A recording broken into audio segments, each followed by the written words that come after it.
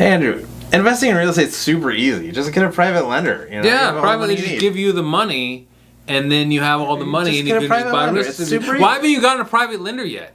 Well, there's an answer to that. Getting a private lender is actually extremely difficult, and everybody makes it seem like just get one. It's a very hard aspect of investing in real estate. Andrew, Philip, we're the Serious Brothers, and yeah, private lenders are a fantastic, spectacular, great, awesome way to buy real estate for low or no money down, and they're not the easiest people to find. And the other problem is, if you're new to real estate investment, it is hardest for you to find someone. It's the hardest for the newest and the easiest. And you also have all this other stuff you're learning about real estate at the same time, making it even more of a challenge to deal with. It's an unfortunate thing. It's true in most business. It's true in life and most things in general. It's the people who are the newest, have the least money, least experience, least credit, least reputation. That's the hardest for them to break through, to get through into the, this is an industry, but into this, to find people who are willing to lend money. It doesn't mean it's impossible. It's not impossible. So what should you do if you are trying to find a lender? I mean, the first thing is I would try to find a lender before you have a deal. Some people wait till they have a deal under contract and then they go scrambling. And, okay, maybe you'll find one, but if you don't, you don't have the money to close the deal. Now, if you find the great deal, don't wait. Just go ahead and get it. Having a great deal is extremely important. It makes it much easier. It makes it much easier. There are a couple issues, couple points here. One, not to be judgmental, but new investors are more likely to misjudge a deal. And by definition, unseasoned, people who don't know as much are going to make more mistakes in judging. You might think you got the greatest deal ever. I mean, we knew a guy who took on like a 20-unit apartment complex, and like the guy just deeded it to him. We thought it was the best deal ever, and then it turned out it was like all the people in the units were drug dealers, and there was like a shootout in the leasing office. So yeah, it's not necessarily true that you have a great deal. Also, why would a private lender accept 7, 8, 9% interest on this incredible deal? Like, what does it do for them? Yeah, that helps. It's more secure. Generally, why wouldn't they ask for 12%? Yeah, or something. I mean, 15%. In such instances, you might have to wholesale or flip or partner, perhaps. Yeah. Which is not a bad idea, to partner with somebody who has money and take half or a quarter or whatever the deal. So having a great deal is helpful. Very helpful. Almost a prerequisite. Extremely, yeah. And in certain instances, if you have an incredible deal, you can kind of set the terms. Yeah. But that's not how it usually goes. So the most important thing, start looking before you have the deal. If you get the deal, okay, great, keep looking. But you need to sell yourself. You need to sell that you are somebody who they can trust with their money on a property. And the best way to do that is to create a brag book. And this is also like to reinforce in your own mind what you need to reference when you're talking to them, but also to have something physical that you can hand them and email them. And physical is better. If you can hand it to them, that's great. Well, it also just shows like you putting something professional together shows a level of confidence. Yeah, have it bound. Have it professionally that you thought bound. about this. You know what you're doing. With the laminate clear thing in the front. And the truth is, it's hardest to do this when you don't have any deals under your belt. So, maybe the best idea is to house hack first, or do a FHA loan investment first, because one rental first. The most important thing to have as in your brag book is your previous experience. Yeah. And if you've done a couple of real estate deals, even if you like back in the, you've done 3 or 4 flips, or even a wholesaler. You own you own one rental, or you inherited a property and now you rent it out, or whatever you have something. It's good. If you have nothing, it's not impossible, but it is one of those things where it might be time to take a step back and ask, is there another way to get the foot in the door? Because that makes it much easier to find private lenders if you have experience. Yourself. Yeah. I mean, if you have experience in real estate, being a property manager, being a contractor, a real estate agent, all these things can help sell yourself to someone saying, I know what I'm doing. I have my stuff together. But nothing is better than having deals under your belt. And there's a huge gap between 0 and 1. Yes. It's like a logarithmic curve. It goes like this, And so once getting up to 1 is a huge benefit over 0, because that proves that you can at least you've done real estate, you've done something. 2 is also important. That's like you've shown you can replicate it. And also, if you own your own home and you also own a rental, 3 is okay. Now you've shown some consistency, and then once you get 100 and 101, the difference is basically nothing. It doesn't change a whole lot. If you've been able to do 100 deals that went well, the likelihood that the 101st deal is a lot less likely than that first deal. So if you can buy a duplex with an FHA loan or house hack or something like that, I'm not saying don't look for private lenders if you have not done any deals. But I do think it is much easier with one noteworthy exception that if you're lucky enough to have to get in if you have a little bit of experience. Yeah. If you don't, or even if you do, but if you don't, especially if you have experience in the real estate industry, as you were saying, real estate agent, construction, maybe wholesale some deals, or even if you have experience in any business related thing, like if you graduated from business school, if you're in a stockbroker, investment analysis, anything. Like if something impressive, like you're a chemist, whatever. You're just a well put together person. You are. Because it might not matter too much to real estate investment if you're a chemist, but it shows you can accomplish something. It's impressive, and Well, and then what is a brag book? It's really just a business plan in a sense. People think business plan is like, this is how my business is going to be and stuff like that. The purpose of a business plan is to sell your business to an investor to give you money, and that you can execute this plan to give them a return on their money. What are you doing with this? You are trying to sell your house as a business to try to sell the investor to give you money that they'll get a return. You are binge watching our videos. Like you're just going one after the next and then going repeating it. So you're learning a lot about real estate, and you should be able to sound and also write as if you know a lot about it. So write out a plan that will impress somebody. You use, people are visual animals. Use pictures and graphs and have a map. Which areas are you targeting and why? What is your expected return? What is your long-term strategy? Are you flipping? Are you holding? Are you doing both? Outline it all and make yourself sound like you know what you're talking about, because know what you're talking about. Yeah. And that will go a long way, especially if you have some. Even if you don't have any deals, that's necessary. It's a prerequisite. You are going to get absolutely nowhere if you don't sound like you know what you're doing. If you can't build trust in somebody, it's over before it begins. You're trying to get someone to give you all their mone, so they have to trust you to do it. But what should you offer them? You can't just say like, "Oh, give me a loan on the property." What are you actually going to offer them? Are you asking me, or is that a rhetorical question? Well, what generally should they offer? Generally, remember now, hard money lenders are offering 12 to 15%, and like 3 to 5 points, and the point is 1% of the purchase price. It's extraordinarily expensive. You could go get a hard money loan if you wanted to. So you want to offer, much better than a CD or a money market, but not crazy like a hard money loan. We found that the best is sort of in the 7 to 10% range. We started at 9% and we dropped it to 8%. We went to 7 and we all of a sudden stopped getting into it. Yeah, a lot of no's. No, thank you. 8% tended to be our right mark. And we're extremely established. Yeah, we have a long track record of doing this, and so now you could consider offering more because you're new, but that makes it harder for the deal to cash. Yeah, the problem is if you start.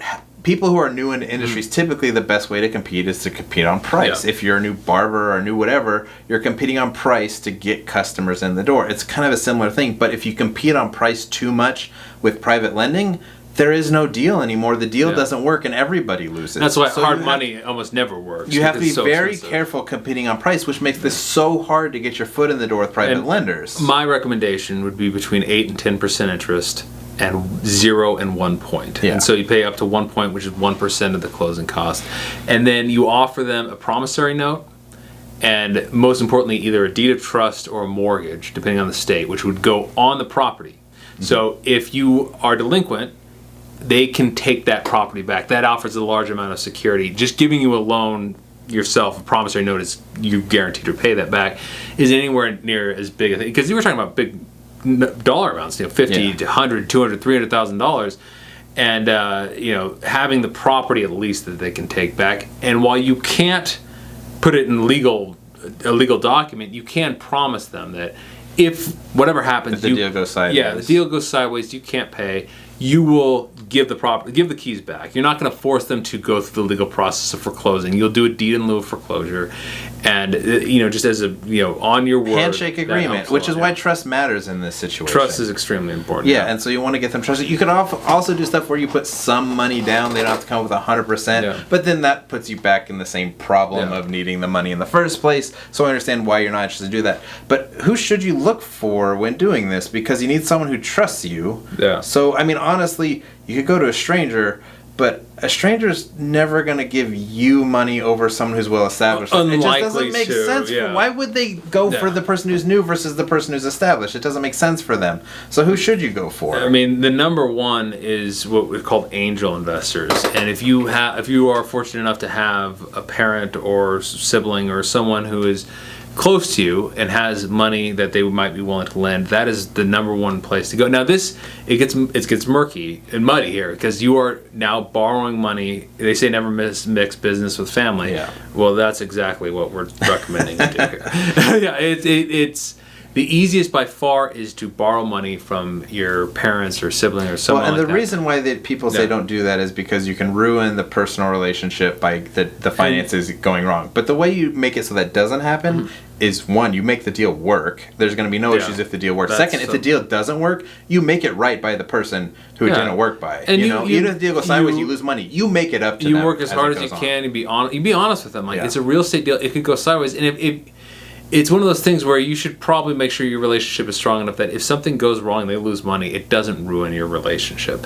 And a lot of that is being really above board and honest about it, and not trying to oversell it. One of the things, don't oversell this stuff. It's like it's gonna backfire, especially when you're dealing with angel investors. They know you too. They know if you're BSing them, and so. Also, you know who your most common second private lender is? It's your first private lender giving you a second loan. And so if you overpromise and you still have a good deal but it doesn't go as well as you said, they're going to be less likely to give you that second private loan. So our father was lucky enough, his first private lender was his father, our grandfather. And so he got a handful of deals with them, and then once he did, he was able to find another private lender. Having already established himself, he had a track record, and he went out and started looking and found another private lender who actually became a broker and found other private lenders, and it was very, very helpful, although it was a bit higher cost. We wasn't really a private lender because we started a partnership with our dad. That it's a similar sort of thing. And then, although even our partnership had to sell our partnership on private lenders. And then we had to sell on more private lenders. Yeah. And it's like it became people that we knew, people that we came across. So one of our best private lenders was someone we bought a property from and got in a conversation with. I think the most important thing to think, your parents might not have a lot of money, your siblings, you might not know anyone, but just sit down with a pencil and pad and say, here's your goal. Can you come up with 10 names of people who they might not necessarily, might have enough money to lend to you on a property? Yeah. Can you come up with 10 people you know? If you can come up with 10, can you come up with 20? Can you come up with 30? Keep pushing yourself to come up with more. And don't make assumptions about them either. Don't prejudge. Yeah. Some people have money that you wouldn't realize. Some people would be willing to that you would never think they would. There's weird Berkeley hippies that are actually they dress like hippies and they look like they have no money whatsoever, but they're actually million bankers and they have millions of dollars. They go to Burning Man every year. Yeah, they definitely go to Burning Man. Yeah, so don't prejudge and don't with these things you don't want to come off condescending or anything like that, or I assume you have money, or be judgmental if they don't have money or what to lend you. Give them plenty about this is very low pressure. It's going to go badly if you try to use a lot of pressure. Well, just call them up and take the people on your list, take them out to lunch, talk to them about it, see if there is an ability to do so or any interest to do so. If not, if they're totally I don't want any of this stuff, just have a nice lunch with a friend. What's so bad about that? That's great. You might have to pay for a few lunches, that's but fine. That's okay. Or remember, maybe the first one, it's kind of the same thing. The first one is so much harder to get than the second, and the third one is so much. It gets easier. Also, maybe they'll give you a referral. If your best friend doesn't have any money, maybe he actually has a parent who does, or someone who he knows who does, and they can vouch for you. You'll probably get that a lot too. Like I don't have the money available to do this, or I've got a second other things, but you know what, this person might. Or also, maybe after I finish this investment and they sell out, maybe I'll be interested. We got people come back to us from a long time, ago, or that leave and then come back or invest in something else, and then when they're done with that, they ask us if they have anything more. So real estate investment is a long-term game. You got to plant seeds, and so that's I think leads right into the next thing, which is just always be selling. Yeah. All ABC. Although it should be ABS, but Alec Baldwin lied. Always be closing is what. Always be closing. Yeah. But if you can't find someone in those 10 to 20 to 30 people, you just network. You're just looking for more. Yeah, network, find new people. I mean, what is an acquaintance? It's a stranger you've met twice. So I mean, turn those strangers into acquaintances, exactly. turn them into friends. Yeah. Yeah, and then take them out to lunch and talk to them about it. Go to your local RIA, Real Estate Investment Association meetings. Go to Chamber of Commerce. Go to if there's a Bigger Pockets meetup group or whatever. Not just real estate investors. Go to business group meetings. Just get out and about, meet in the community, talk to people. Have people recognize you. Make sure that they know that you invest in real estate. Make sure that they know that's what you do. A lot of people recommend elevator pitches, like having a short paragraph or something like that you quickly can spiel off. Like here, Dave Lindahl does apartment syndications, and this is what his is. Hi, my name is Dave Lindahl. I've been living in Boston for the past 30 years. I'm a real estate investor, and I invest in emerging markets throughout the United States. I typically give my investors a higher return on their investments than they can get in other financial vehicles.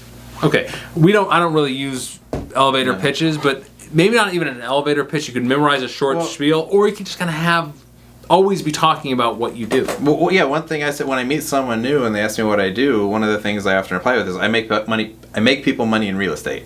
And if they're intrigued by real estate or they're intrigued by making money, they might inquire about that. If they're not interested, they just won't. Word on the street is a lot of people like to make money. Yeah, and a lot of people are intrigued by real estate, and you just have a nice conversation. So don't just say I invest in real estate. I invest in real estate and borrow money from private lenders and give them an 8 or 9% return on their money, something like So always be networking. Always be networking both in real life and online. There's this new thing called the World Wide Web that can connect you with lots of people. Yes. So Bigger Pockets is a good place. Facebook groups of different real estate investors. Brandon Turner mentioned that his first apartment complex he bought, I think, with a private loan from someone he met on Bigger Pockets. And nowadays, Bigger Pockets are always investing in each other's deals. Like Ben Leibovich put a pictures of an apartment tour for one of his most recent investments, and everybody on the tour was somebody on Bigger Pockets that I've run into before. Yeah. And it's so get on these forums and really start to meet people. Now you can't advertise for on the forums for private lending. You can go to the marketplace. But you get to know people. Yeah, you can go and you can DM them and talk to them. You can go to the marketplace. You can also advertise. This is not something I generally recommend, but I think the Jobs Act of 2011 allowed you to advertise for investments in syndications, also private lending. You should talk to an attorney about that. And it's also, if you need money to advertise to find the price, what are you really doing? Yeah. But it's also, you're not going to get the person to lend to you if you haven't done any deals just because you sent them a postcard. Yeah. If they don't know, that's something to do if you are established, in my opinion. And so, I think that's how to get started. But what if you have a bunch of private lenders want to give you money, how do you find the deal? And that's what you should watch this next video right here. Yeah, because the market's super hot, so if you want to find that deal, you need to watch this one.